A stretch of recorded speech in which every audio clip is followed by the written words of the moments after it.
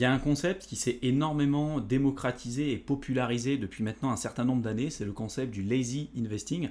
Donc lazy, ça veut dire paresseux en anglais, et investing, bon bah investissement. Le fait d'investir de manière paresseuse en utilisant une stratégie passive ou en utilisant par exemple les ETF, qui est un concept que je développe depuis maintenant un certain nombre de temps sur cette chaîne YouTube. Et si c'est un sujet qui t'intéresse, tu les retrouveras dans la playlist bourse que je t'invite à aller visionner.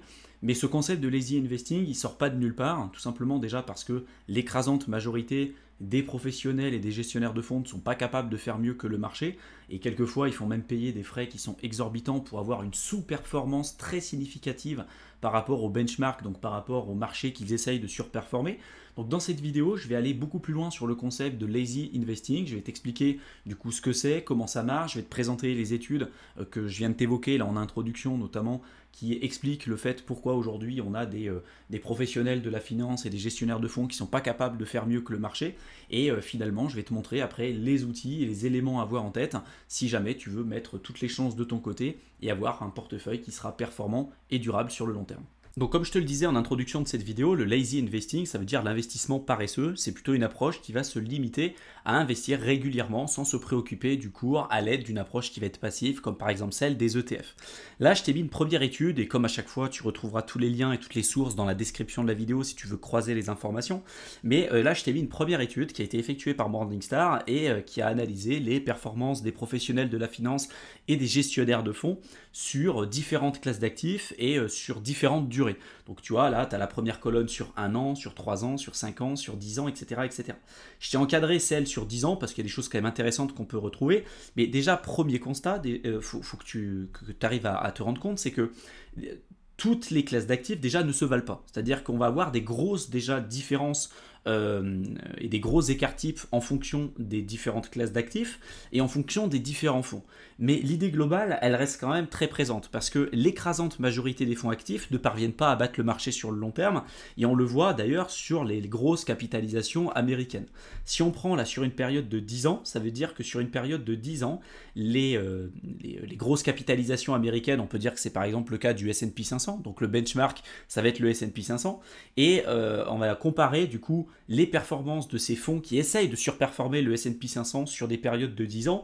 Et là, sur une période de 10 ans, il n'y a que 8,2% des professionnels, donc des fonds actifs, qui sont capables de faire mieux que le benchmark, donc pour le coup que le S&P 500, en sélectionnant les meilleures entreprises, en essayant d'éliminer les moins bonnes, etc. etc. C'est juste complètement dingue. Si tu vas sur 20 ans, c'est 5,5% des fonds actifs qui sont capables de faire mieux que le benchmark. Donc déjà, ça te donne une idée. Par contre, tu vois que sur les petites capitalisations, les small caps par exemple, sur une période de 10 ans, là il y a 44% des fonds actifs qui arrivent à faire mieux. Sur d'autres classes d'actifs, là on est à 50%, tu vois, sur les global real estate. Real estate c'est l'immobilier, donc sur l'immobilier global et pas forcément celle qui est uniquement axée aux États-Unis. Là sur une période de 10 ans, il y a 50% des fonds actifs qui arrivent à faire mieux finalement que le benchmark. Mais attention de voir ce qui est comparable. De manière générale, et je vais te donner une autre étude, notamment l'étude Spiva, qui va corroborer ces informations-là. Mais de manière générale, il faut savoir qu'aujourd'hui, l'écrasante majorité des fonds actifs ne parviennent pas à battre le marché sur le long terme. Et ça, c'est valable sur la plupart des classes d'actifs et sur un horizon de temps relativement long, en général supérieur à 20 ans. Et souvent, c'est des fonds actifs, donc des fonds actifs qui vont demander des frais qui sont importants, qui va venir énormément rogner ta rentabilité sur le long terme. Donc pourquoi aller payer des gens qui ont plus de chances et de probabilité de faire moins que le marché, alors que toi, avec une stratégie passive, encore une fois, tu auras sans doute des résultats qui seront nettement plus intéressants que ces personnes-là. Voilà, donc ça c'est déjà un point super important. Donc ce que je t'ai mis à l'écran, c'est que sur cette image, on peut voir le pourcentage des fonds actifs qui ont surperformé le marché sur une période de 10 ans. Les données sont classées par catégorie. Certains secteurs fonctionnent plutôt bien, d'autres, comme les large caps en action, sont les plus mauvaises. Donc tu retrouveras toutes les infos qu'il faut dans la barre d'infos si tu veux aller un petit peu plus loin. Là, je t'ai mis l'étude Spiva, pareil, avec le lien que je te mettrai dans la barre d'infos, qui va aller encore un petit peu plus loin, parce que là, tu vois, on a le pourcentage des fonds qui ont sous-performé le benchmark. On voit que sur une période de 20 ans, par rapport à cette étude, tu pourras t'amuser à jeter un coup d'œil, mais parmi tous les fonds qui ont été analysés sur cette étude, et je crois que c'était des fonds qui essayaient de surperformer le S&P 500 et le Dow Jones sur cette étude-là. Donc sur les larges capitalisations growth, donc les entreprises de croissance, sur une période de 20 ans, il y a 96,5% des fonds des fonds actifs, donc des professionnels de la finance, qui n'ont pas réussi à faire mieux que le benchmark. C'est juste complètement fou, hein. Donc ça, c'est pour les large cap growth, donc les entreprises de croissance. Pour les large cap value, donc là sur 20 ans, c'est 76,6% des fonds qui font pas mieux que le benchmark. Donc tu vois, ça te remet quand même les choses en perspective. Et si aujourd'hui, par exemple, tu as délégué ton argent auprès d'une banque, auprès de ton banquier, pose-toi la question. Parce que en général, ils sont pas là pour te faire gagner de l'argent. Que le marché monte, que le marché baisse, de toute façon, eux, ils vont récupérer leurs frais, hein.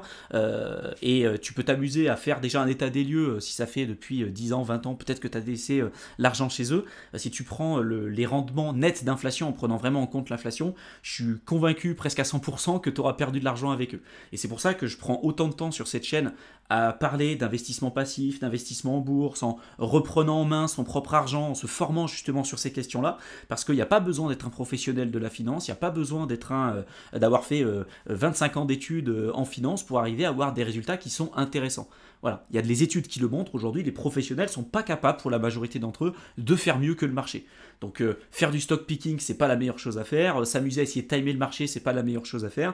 Bien évidemment qu'il va falloir se former, on ne va pas s'amuser à faire les choses n'importe comment, mais c'est à la portée aujourd'hui de beaucoup de personnes, et si toi tu as envie d'aller plus loin et que tu as envie de te former justement sur ces sujets-là, j'ai publié déjà des dizaines et des dizaines de vidéos sur cette chaîne, sur l'investissement passif et sur le lazy investing, que je t'invite véritablement à aller voir, et que tu pourras retrouver dans la playlist bourse si jamais c'est quelque chose qui t'intéresse. Ce constat que je t'ai présenté juste avant, c'est dans la tête de beaucoup de personnes et même dans la tête de beaucoup de professionnels de la finance, parce qu'il y en avait certains qui étaient des fonds actifs, donc qui essayaient de déterminer les meilleures entreprises et qui avaient une gestion active de portefeuille et qui ont complètement basculé leur fusil d'épaule et qui ont décidé de s'orienter plutôt vers une gestion passive.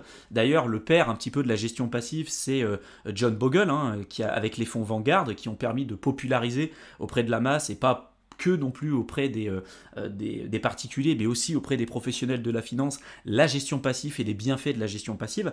Et là, je t'ai mis un graphique à l'écran qui représente les fonds qui sont aujourd'hui gérés par des fonds actifs et ceux qui sont gérés par des fonds passifs. Et on se rend compte qu'au fur et à mesure du temps, il y a de moins en moins de personnes qui font de la gestion active au profit de ceux qui vont aller plutôt sur de la gestion passive pour tous les constats que je t'ai effectués précédemment. Et c'est pas pour rien.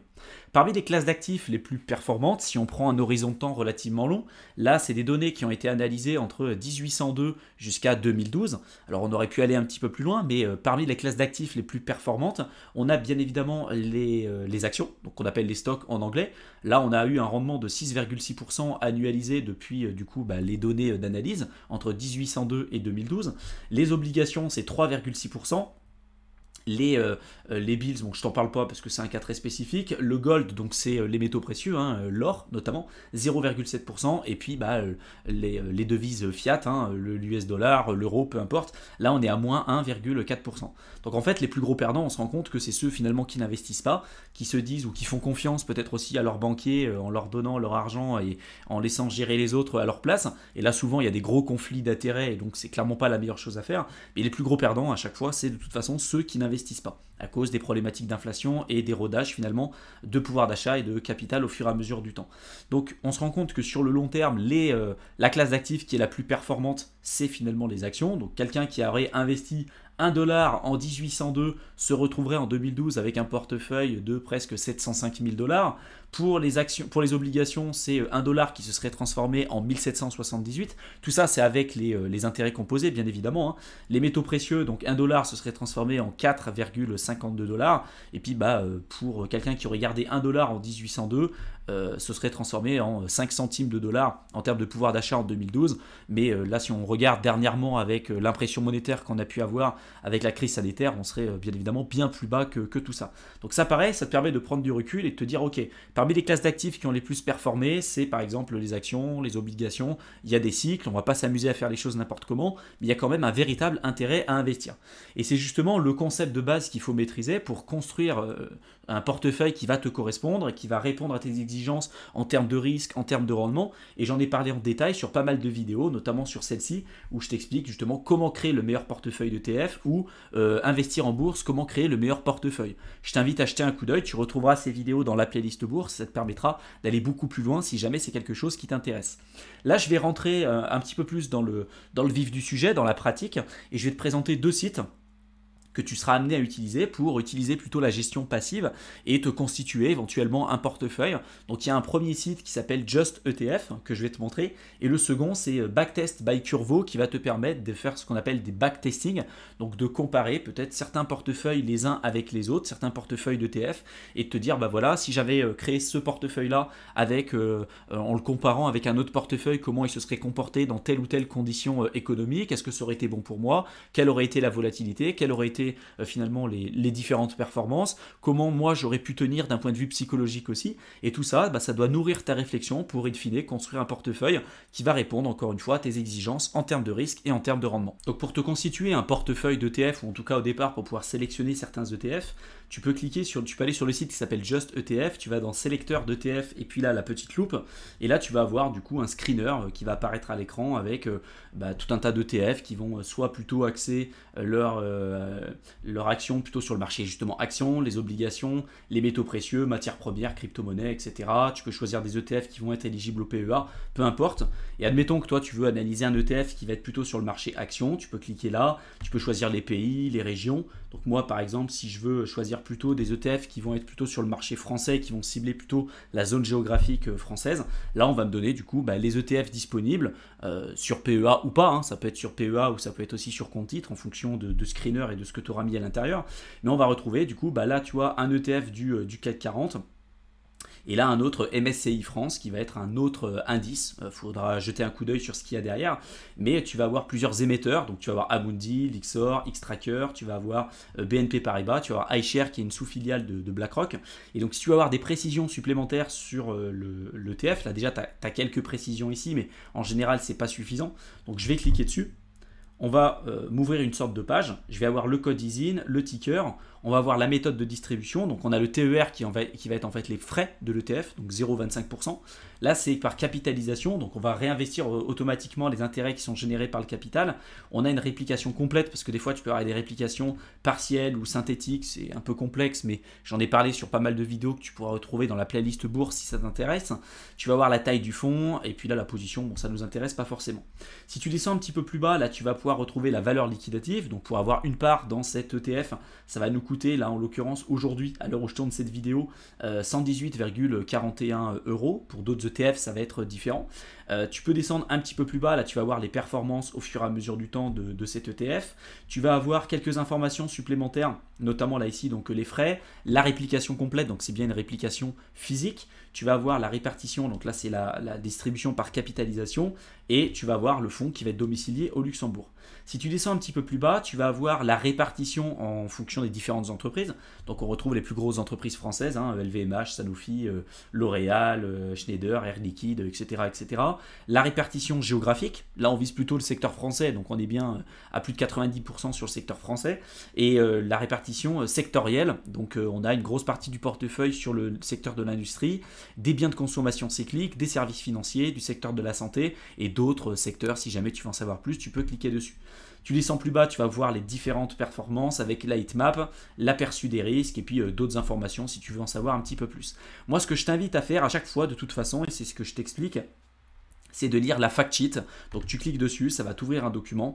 Et la fact sheet, en fait, c'est le résumé des informations les plus importantes sur un ETF ou sur un produit financier spécifique.